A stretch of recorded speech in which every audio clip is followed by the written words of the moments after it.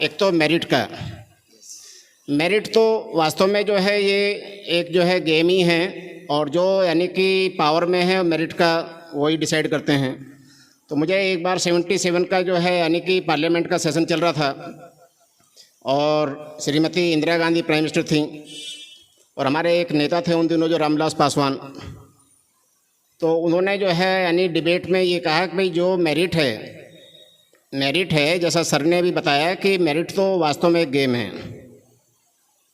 देश की आज़ादी से पहले जो मेरिट होल्डर हैं वो भी हैं, और देश की आज़ादी के बाद रामविलास पासवान का जो भाषण था बड़ा यानी कि एकदम ओजस्वी भाषण था उन दिनों, और इंदिरा गांधी को भी उसके सामने झुकना पड़ा कि जो मेरिट है, जो यानी कि सत्ता में है लोग वो डिसाइड कर रहे हैं।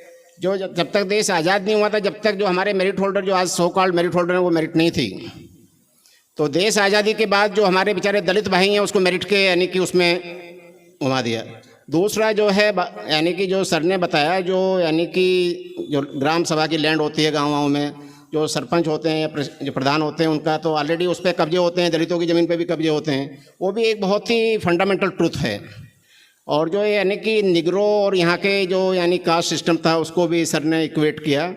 और इसमें जो बाबा साहब का जो विशेष योगदान है, अभी मैं जब ये पार्लियामेंट डिबेट चल रही थी मैं यानी कि अपने रिजिजू का भी भाषण सुन रहा था, जो कुछ डिबेट चलती है मैं उनको अक्सर सुनता हूँ। तो उसमें उन बता रहे थे रिजिजू साहब जो है हमारे, जो अभी शायद वो पार्लियामेंट्री अफेयर मिनिस्टर हैं, उन्होंने बताया कि भाई हमारे देश में तो आज़ादी के बाद से ही सबको अधिकार मिल गए, लेकिन जो अमेरिका में, यूएसए में या बाकी जगह जो निगरो और जो ब्लैक थे उनको अधिकार वो बाद में मिले उनकी आज़ादी के बाद। लेकिन ये बात ट्रुथ नहीं है, ये अधिकार ऐसे नहीं मिले।